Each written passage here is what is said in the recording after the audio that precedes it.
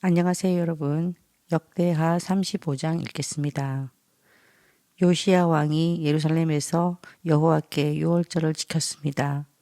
첫째 달 14일에 사람들이 유월절 양을 잡았습니다.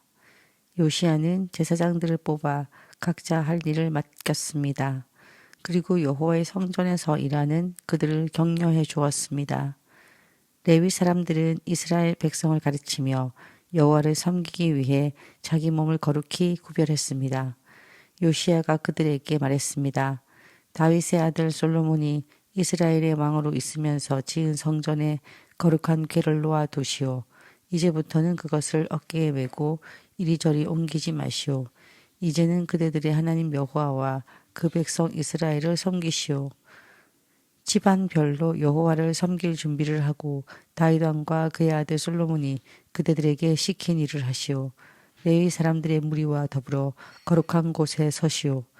집안별로 준비하여 그들을 도우시오. 유월절 양을 잡으시오. 그대들을 여호와께 거룩히 구별하시오. 그리고 그대들의 형제인 이스라엘 백성을 위해 어린 양들을 준비하시오. 여호와께서 모세를 시켜 우리에게 내리신 명령을 그대로 따르시오. 요시야는 이스라엘 백성에게 자기가 가지고 있던 짐승들 가운데서 양과 염소 3만 마리를 주어 유월절 제물로 쓰게 했습니다. 요시야는 또 소 3천 마리도 주었습니다. 요시야의 신하들도 백성과 제사장과 레위 사람들에게 자기가 가지고 있는 것들을 기꺼이 내놓았습니다. 그들은 제사장들에게 어린 양과 염소 2,600마리와 소 300마리를 유월절 제물로 주었습니다. 고나냐와 그의 동생인 스마야와 느다넬과 하사바와 여이엘과 요사밧도 레위 사람들에게 양 5,000마리와 소 500마리를 주어 유월절 제물로 삼게 했습니다. 그들은 레위 사람들의 지도자들이었습니다. 유월절을 지킬 준비가 다 되자 제사장과 레위 사람들은 왕이 명령한 대로 각자 맡은 곳으로 갔습니다. 유월절 양을 잡은 뒤에 레위 사람들은 짐승의 가죽을 벗기고 그 피는 제사장들에게 주었습니다. 제사장들은 그 피를 제단 위에 뿌렸습니다. 그런 뒤에 그들은 번제물로 바칠 짐승들을 집안별로 주어 모세의 율법이 가르친 대로 여호와께 바칠 수 있게 했습니다. 소를 가지고도 그와 같이 하였습니다. 레위 사람들은 명령을 받은 대로 유월절 제물을 불에 구웠습니다. 그리고 거룩한 제물을 솥과 가마와 냄비에 삶아서 그 고기를 재빨리 백성에게 나누어 주었습니다.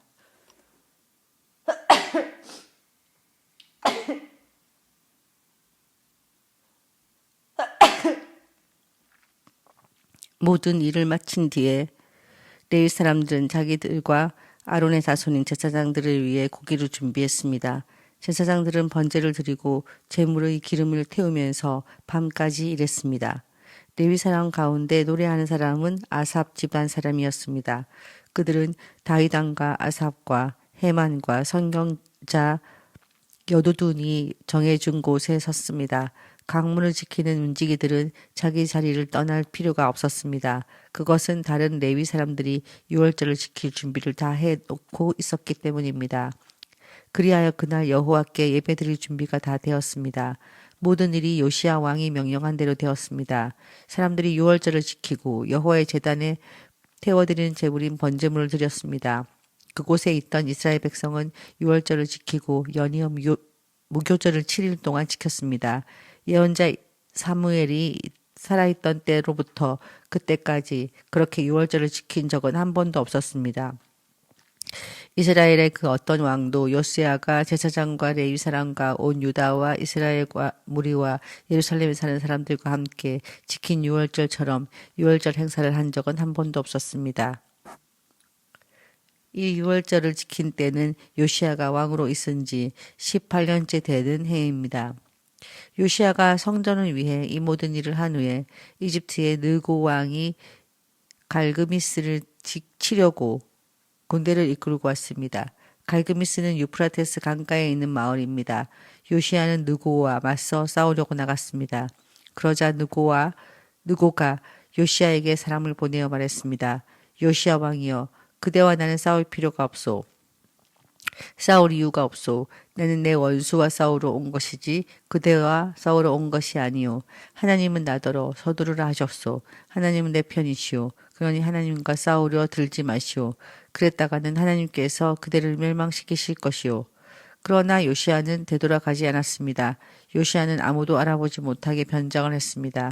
요시아는 느고가 하나님의 명령을 받아 한 말을 듣지 않았습니다.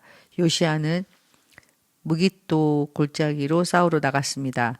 싸움을 하다가 요시아 왕은 화살에 맞았습니다. 요시아가 자기 신하들에게 말했습니다. 나를 다른 곳으로 데려가다오. 내가 심하게 부상당했다. 그래서 신하들이 요시아를 들어 전차에서 내린 다음 요시아가 전쟁터에 가져온 다른 전차에 옮겨 태워서 예루살렘으로 데려갔습니다.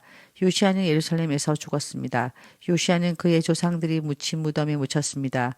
온 유다와 예루살렘 백성이 요시아의 죽음을 슬퍼했습니다. 예레미야가 요시아에 관해 슬픈 노래를 지었습니다. 오늘날까지도 모든 노래하는 남자와 여자는 그 노래들을 부르며 요시아를 기억하고 기념합니다. 이스라엘에서는 그 노래를 부르는 것이 관습이 되었습니다. 그 노래들은 애가 집에 적혀 있습니다. 요시아가 행한 다른 일과 여호와 율법에 기록한 대로 행한 선한 일들이 처음부터 끝까지 모두 이스라엘과 유다 왕들의 역사책에 기록되었습니다. 방금 역대하 35장 읽으면서 요시아 왕이 그 이집트 느고 왕이 쳐들어왔을 때 느고 왕의 말을 듣지 않고 변장해서 싸우다가 죽었잖아요. 그래서 그 부분이 조금 이해가 잘 안 돼서 묵상을 좀 해보려고 합니다.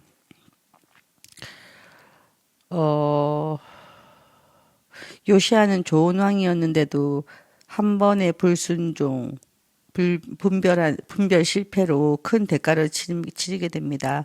누구의 말이 거슬리고 의심스러워도 성경은 분명히 이렇게 정리하죠. 하나님의 입에서 나온 말을 요시아가 듣지 않았다. 이렇게 말이죠. 여기서 우리가 붙잡을 깨달음은 어떤 것들이 있는지 한번 볼게요. 나는 경건하니까 괜찮아가 통하지 않는 순간이 있습니다. 요시아는 이미 수많은 순종을 해온 사람이었어요. 그런데도 하나님은 그때 그 싸움은 내 전쟁이 아니다라고 막으셨는데 과거의 영적 승리가 오늘의 판단을 보장하지는 않습니다. 신앙은 누적 점수가 아니라 그 순간에 듣고 따름이 중요하다는 것을 경고하고 있습니다. 하나님은 때로 내가 싫어하는 사람의 입으로도 말씀하신다는 것을 깨닫게 됩니다. 누구는 이방 왕이죠. 이집트 왕이죠. 그런데 하나님은 그 입을 통해 하나님이 나에게 명령하셨다. 방해하지 말라고 경고하셨어요. 메시지의 출처가 불편해도 내용이 하나님의 뜻인지 점검해야 합니다. 저 사람이 뭐라고 화가 먼저 나오면은 하나님의 음성을 놓칠 수 있어요. 열심, 그러니까 정의감과 사명, 그러니까 하나님이 시키신 일은 다를 수가 있습니다. 요시아는 나라를 지키고 싶다, 정의롭게 맡고 싶다는 동기가 있을 수 있어요. 하지만 하나님은 그 싸움에 요시아를 부르지 않으셨습니다. 선한 의도라도 하나님이 지금 여기서 원하지 않으면 멈춰야 합니다. 신앙은 옳아 보이는 일이 아니라 하나님이 시키신 일을 하는 거니까요. 하나님 경고를 무시하면 그 다음엔 변장이나 무리수가 따라오게 됩니다.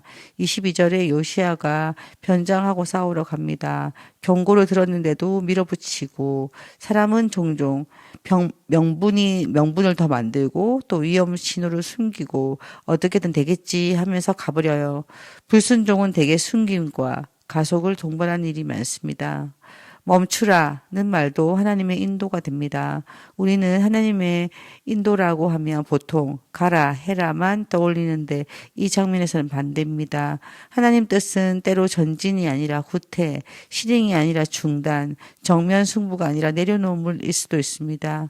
오늘 내 삶에 적용하면 이런 질문으로 정리할 수 있을 것 같습니다. 지금 내가 하려는 일이 하나님이 맡기신 사명인가? 아니면 내 자존심이나 정의감, 불안이 있는 전쟁인가? 하나님이 그만이라고 하시는 신호, 말씀, 주변의 경고, 마음의 찜찜함, 상황의 닫힘을 무시하고 변장, 그러니까 합리화, 숨김, 과속을 하고 있지 않는가. 내가 싫어하는 사람, 불편한 통로를 통해 오는 조언이라도 내용 점검도 하기 전에 밀어내고 있지 않는가 하는 것을 살펴보아야 됩니다. 사실은 어제 저의 그 유튜브 계정이 삭제되었었습니다. 그래서 저는 순간 생각했어요. 오랫동안 뭐 여기 성경 채널은 구독자가 많지는 않지만 많은 분들과 소통을 해오던 유튜브 채널이 모두 삭제되고 나니까 허탈하기도 하더라고요. 그리고 오랫동안 쌓아온 것들이 한 번에 날아가서 속상하기도 했는데 희한하게 어떤 마음이 들었냐면은 이거 그냥 그만하시라고 이런 일이 생겼나 하는 생각이 들더라고요. 그래서 그 상황에서 굉장히 화가 나고 뭐 기분 나쁘고 어쩔 줄 몰라 하고 그런 마음이 드는 게 아니라 생각보다 평안했어요. 그래서 아멘했답니다. 하지만 이의 신청을 했더니 한 몇 시간 만에 다시 채널이 복구가 되었습니다. 이게 채널 삭제가 아마 로봇이 하는 것 같습니다. 로봇이 채널을 일단 삭제를 하고 근데 이제 우리가 이의 신청을 하면 다시 재검토를 사람이 일일이 해서 잘못 삭제한 것들을 다시 복구시켜주는 그런 시스템이 있는 것 같습니다. 아무튼 이 얘기를 왜 하냐면요. 그냥 우리가 우리 의지로는 하고 싶고 그럴 때라도 하나님이 막이시면 그 길을 가는 게 더 좋은 길이 아닌가 생각을 해봤다는 것입니다. 네, 하여튼 느고 왕이 와서 말했는데 요시아가 듣지 않아서 변장하고 나갔다가 죽은 장면을 보고 그냥 한번 생각해 봤습니다. 여러분, 내일 만나요.